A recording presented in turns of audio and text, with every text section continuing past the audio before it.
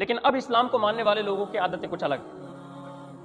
کیونکہ اب ایک دوسرے کے اندر شناخت بھی مشکل ہوتی ہے، کیونکہ یہ اسلام کا ماننے والا ہے یہ نہیں ہے۔ لیکن اس دور کے اندر شناخت کی کوئی ضرورت نہیں ہے، بلکہ سامنے سے نظر آتے تھے یہ اسلام کے ستارے ہیں، لیکن اب نظر نہیں آتے کہ یہ اسلام کے ستارے ہیں یا یہ ان لوگوں کے چیلے چپاٹے، ان لوگوں کے غلام ہیں جنہوں نے دین اسلام کے اندر گھس کے اس کو کھوکھلا کر رہے ہیں۔ اب یہ حالات بن چکے ہیں، بلکہ وہ اللہ کے رسول کے جو غلام تھے وہ الگ ہی نظر آتے تھے کہ یہ اسلام کے ستارے ہیں۔ تو ہمارا اسلام اور ہمارا مذہب اتنا پیارا مذہب ہے کہ جب کوئی اس پہ انگلی اٹھاتا تو ہمیں بڑی تکلیف ہوتی ہے، ہمیں اتنی تکلیف ہوتی ہے کہ ہم اپنے دل کو بس سنبھالتے ہی ہیں، اور جب پیغمبر اسلام کی بات آتی ہے، جب ان کو کوئی انگلیاں اٹھاتا ان کی ذات پہ تو بڑی جو شرمندگی ہوتی ہے اور ہمیں بڑا افسوس ہوتا ہے اور ہمارا دل بڑا افسردہ ہوتا ہے، کیونکہ اللہ کے رسول نے کبھی کسی کے ساتھ غلط بھید بھاؤ نہیں کیے، کبھی کسی کے ساتھ غلط برتاؤ نہیں کیا۔ آج جو لوگ انگلیاں اٹھاتے ہیں وہ نادان ہیں، وہ نہیں جانتے، ہم نے جو کہہ دیا ان سے کہہ دیا اور ہم کہہ رہے ہیں، لیکن وہ لوگ نادان ہیں، وہ اللہ کے رسول کے مرتبے کو نہ سمجھ پائے۔ لیکن ایک بات یاد رکھنا، اللہ کے رسول کا جو ذکر ہے، جو چرچا ہے، قرآن نے صاف اعلان کر دیا،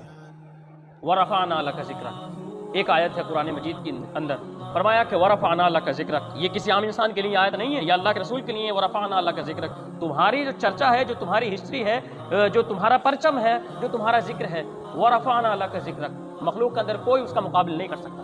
فرمایا کہ سب سے بلند کر دیا، اب کوئی انگلی اٹھائے نہیں، اللہ کا فرمان ہے کہ ہم نے تمہارے چرچے کو اتنا بلند کر دیا، کوئی اگر تمہارے لیے انگلی بھی اٹھائے، تمہاری ذات پہ اگر نشاندہی بھی کرے تو تمہاری ذات میں کوئی فرق نہیں پڑتا، اور آئے گا بھی نہیں انشاءاللہ، کیونکہ اللہ کے رسول کی وہ ذات ہے کہ اللہ کے رسول نے صرف اپنے غلاموں کے ساتھ ہی حسن سلوک نہیں کیا، ان لوگوں کے ساتھ بھی حسن سلوک کیا جو لوگ آج انگلیاں اٹھا رہے ہیں۔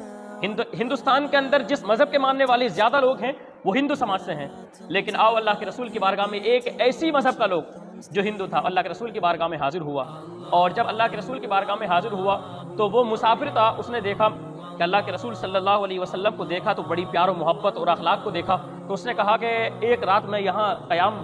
کر سکتا ہوں، کیا میں رک سکتا ہوں؟ اللہ کے رسول نے فرمایا کہ جی بالکل، تم مسافر ہو اور سفر سے تھکے ہوئے ہو، تم یہاں آرام کرو۔ اللہ کے رسول نے اپنی جگہ اس کو بٹھایا اور اپنی جگہ اس کو لٹھایا، اور اس کے بعد اللہ کے رسول نے اس کو کھانا کھلایا، اس کی خدمت کی، اور جب اس کی خدمت کی تو رات کو اس کے پاس بیٹھے اور اس کو کچھ اپنے حالات بتائے، اس نے اپنے حالات اللہ کے رسول کو بتائے، اس کو اللہ کے رسول کی عادت بڑی پیاری لگی، لیکن اس نے سفر سے تھکا ہوا تھا، کچھ زیادہ کھا لیا جس کی وجہ سے اس کا جو پیٹ تھا وہ خراب ہو گیا، اور اللہ کے رسول نے جہاں اس کو لٹایا تھا وہاں پر اس نے جو نجاست کر دی، اور جب اس نے پخانہ کر دیا تو رات کے اندھیرے میں ہی وہ اٹھ پڑا۔ اس نے دیکھا کہ مجھے جس شخص نے سلایا آج میں اس کے بستر پہ میں نے گندگی کر دی، بڑی شرمندگی ہوگی، وہ اٹھا، اور اٹھنے کے بعد اس نے سوچا یہاں سے بہتر یہی ہے نکل لیا جائے، کہیں ایسا نہ ہو کہ پھر نگاہیں نہیں ملائی جائیں گی، تو وہ شخص وہاں سے اپنا سامان لے کر نکل گیا اندھیرے میں،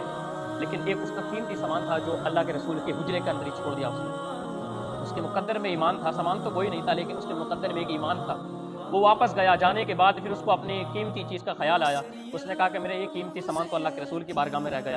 تو پھر وہ اپنا سامان لینے کے لیے واپس آیا تو اس نے کیا دیکھا کہ جس بستر پہ اس نے نجاست کی تھی اللہ کے رسول اپنے مقدس مبارک ہاتھوں سے اس بستر کو اپنے مبارک ہاتھوں سے صاف کر رہے ہیں۔ اس نے کہا یا رسول اللہ میرا کچھ سامان رہ گیا، آتا تو شرم محسوس ہوتی لیکن پوچھ رہا ہے، کہا کہ مجھ سے شکایت بھی کی جائے گی، لیکن اللہ کے رسول نے اس سے کوئی گلہ نہیں کیا اور کہا کہ تمہارا سامان ہے حجرے میں جا کر لے لو، لیکن جب وہ اپنے سامان کو اٹھاتا ہے تو پھر حجرے سے قدم ایک نکالتا ہے اور ایک قدم اندر ہو جاتا ہے۔ کہا کہ یار جس کے اخلاق کا عالم یہ ہے، اس کے کردار کا عالم کیا ہوگا اور اپنے غلاموں کی کس طرح تربیت کرتا ہوگا وہ، تو وہ ایک قدم آگے نکالتا اور ایک قدم پیچھے ہٹ جاتا ہے،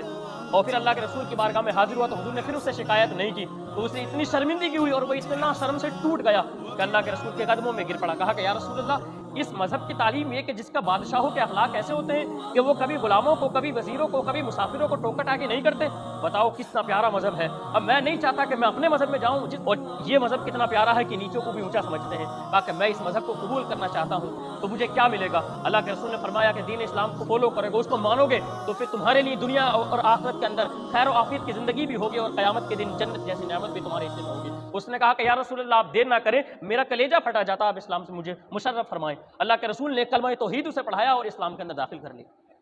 بتاؤ اسلام کی خوبصورتی یہ کہ جو لوگ انگلی اٹھاتے ہیں اللہ کے رسول نے انہی لوگوں کو اپنے چوکھٹ پہ بٹھایا، انہیں اپنے بستروں پہ سلایا اور انہیں کھانا بھی کھلایا۔ تو یہ لوگ ہمارے رسول کے ابھی مرتبے کو نہیں سمجھ پائے،